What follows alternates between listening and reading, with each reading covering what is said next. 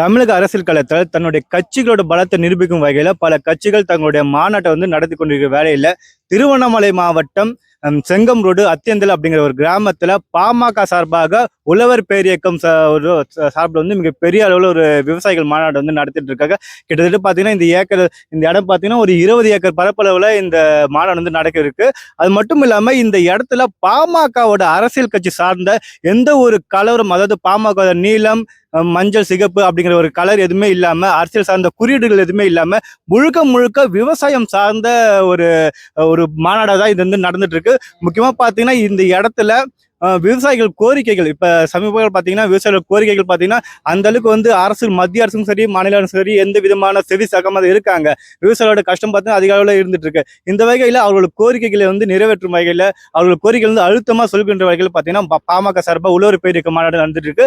இது வரைக்கும் அதிக அளவுல விவசாயம் சார்ந்த ஒரு மாநாடு ஒரு அரசியல் கட்சி எதுவுமே நடத்தியது இல்லை. ஆனா முக்கியமா பாத்தீங்கன்னா பாமக இப்ப முதல் முறையா நடத்திட்டு இருக்காங்க. கண்டிப்பா இந்த மாநாடு மிகப்பெரிய அளவுல வெற்றி அடையும் அப்படிங்கிற ரீதியில பாமக தரப்புல நிர்வாகிகள் தொடர்ச்சியா சொல்லிட்டு இருக்காங்க.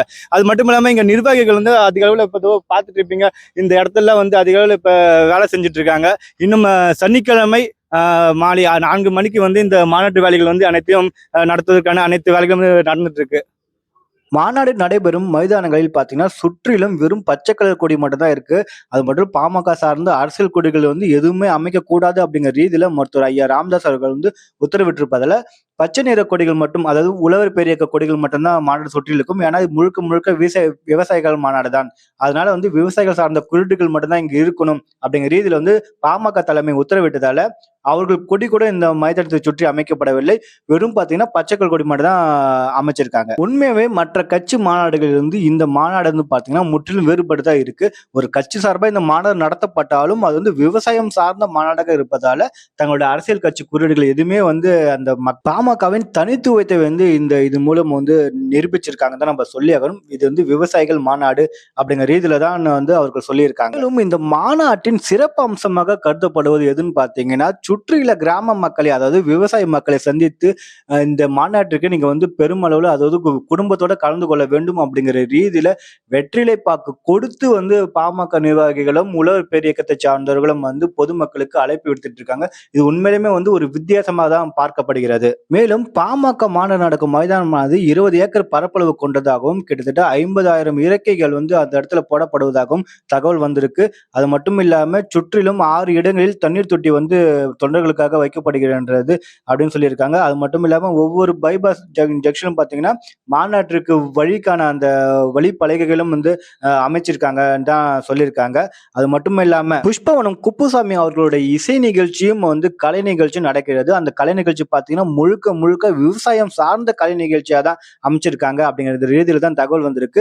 திராவிட கட்சிகள் மத்தியில பாமகவின் மாநாடு ஒரு வித்தியாசமான மாநாடா தான் இருக்கு. 21/12/2024 அன்று மாலை 4 மணி அளவிலும் சரியாக மாநாடு தொடங்கப்படும் அப்படிங்கிற ரீதியில மாநாட்டு நிர்வாகிகள் சொல்லியிருக்காங்க.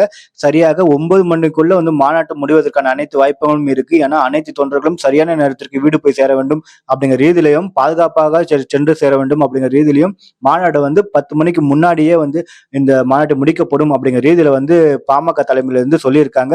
உண்மையிலுமே இதுவும் ஒரு நல்ல விஷயமா தான் பார்க்கப்படுகிறது. ஏன்னா மிட் நைட்ல மாநாடு முடிச்சு போனாங்கன்னா கண்டிப்பா தூக்க கழகத்துல எங்கேயாச்சும் ஒரு விபத்து ஏற்படுத்தின வாய்ப்புகள் இருக்கு அப்படிங்கிற ரீதியில இந்த முடிவும் தொண்டர்களின் நலன் கருதி தான் எடுத்திருக்காங்க அப்படிங்கிறது தான் சொல்லியிருக்காங்க. ஏன்னா பக்கத்துல சாத்தனூர் டேம் இருக்கு, இன்னும் பக்கத்துல கோயில் இருக்கு, திருவண்ணாமலை கோயில் இருக்கு. இதனால இது பார்த்துட்டு பொறுமையா மாநாட்டுக்கு வரலாம் அப்படிங்கிற எண்ணெல்லாம் தேவையில்லை. நீங்க உடனடியாக 4 மணிக்கெல்லாம் மாநாட்டு திடல ஆஜராக வேண்டும் அப்படிங்கிற ரீதியில தான் சொல்லியிருக்காங்க. எப்பவுமே திருவண்ணாமலையில பாத்தீங்கன்னா பௌர்ணமி கூட்டம் தான் அதிக அளவுல இருக்கும். ஆயிரக்கணக்கான பக்தர்கள் கூடுவாங்க. இன்றைக்கு நாளை உண்மையாலுமே பாமக மாநாட்டிற்காக லட்சக்கணக்கான பேர் அங்க கூட போறாங்க. கண்டிப்பா நாளை திருவிழா போலதான் இருக்க போகுது திருவண்ணாமலை.